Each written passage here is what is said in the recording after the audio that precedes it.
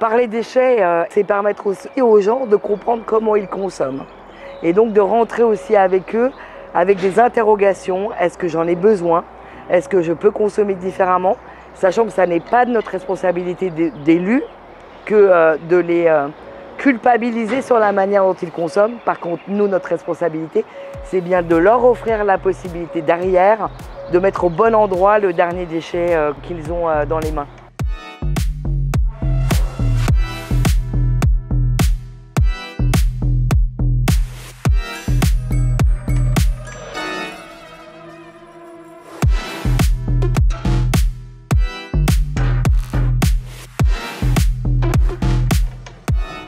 Sur chaque point, en fait, c'est assez simple. Alors, on a voulu le décorer avec le circuit que faisait vraiment le biodéchet au bassin de Pompée. Donc, c'est vraiment, vous ne retrouverez pas ce dispositif, enfin, cet habillage ailleurs. Et après, vous avez aussi, évidemment, ce qui est important, c'est les consignes de tri.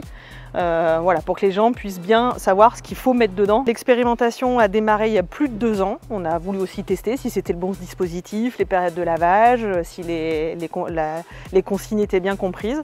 Et assez rapidement, on a vu que ça marchait plutôt bien.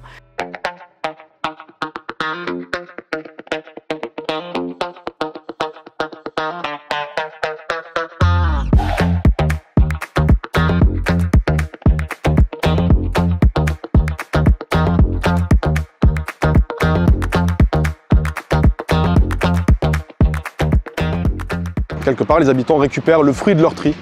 Meilleur est le tri, meilleure sera la qualité du compost derrière. À l'échelle de la composterie intercommunale, on a 4 grandes phases en fait. Donc, les déchets collectés chez les habitants, plus les déchets en fait issus de la déchetterie, on va les mélanger en fait ensemble.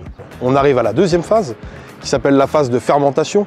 C'est là qu'on a une grosse montée en fait en température, qui va permettre de dégrader, une dégradation bactérienne. 3e phase, c'est une phase de maturation, une baisse des températures, et ce sont plus des champignons qui prennent le relais pour la dégradation en fait des matériaux plutôt carbonés à ce moment-là. Voilà. Et la 4e phase, la phase de criblage, c'est tout simplement on tamise en fait, le compost pour en évacuer principalement les indésirables et avoir quelque chose qui a un grain beaucoup plus fin.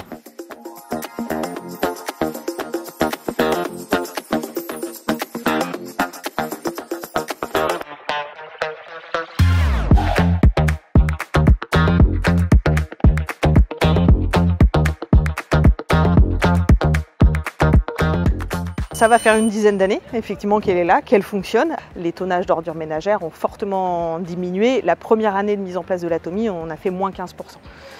Voilà. Et là, on avoisine les moins 30% depuis. Donc, il y a eu d'autres politiques mis en place, mais effectivement, le résultat est là, quoi. On parle beaucoup avec les gens. Le tête-à-tête, quand il y a des incompréhensions, le fait de discuter, d'expliquer pourquoi en fait on propose telle chose ou telle chose. C'est aussi les réseaux sociaux, c'est aussi le magazine, puisqu'on a une lettre de tri pour pouvoir informer les gens et leur expliquer qu'il y a à la fois en fait un objectif pour la planète et également pour leur porte-monnaie.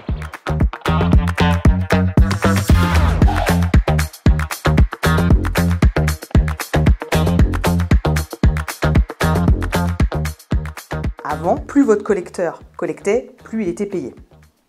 Alors que nous, on cherche à diminuer les tonnages. Donc il y a un peu une dissonance dans ce fonctionnement-là. Et donc l'idée, c'était, effectivement, aujourd'hui, on a un prestataire qui n'est pas qu'un prestataire de collecte, qui est aussi un acteur de la prévention et de la sensibilisation pour à la fois mieux trier et aussi réduire nos déchets.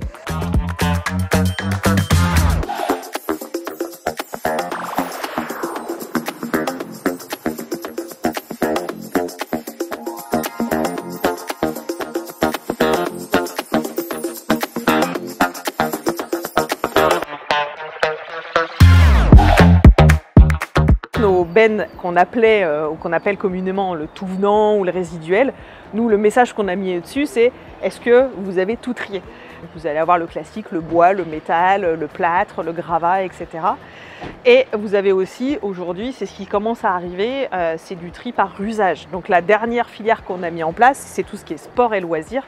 Donc là, on n'a plus une réflexion matière, on a vraiment une réflexion usage. Et donc c'est ça qui peut aussi être difficile dans le discours qu'on tient aux usagers. Et c'est là le rôle des agents d'exploitation de la déchetterie est essentiel pour garantir le bon accompagnement et le bon geste de tri.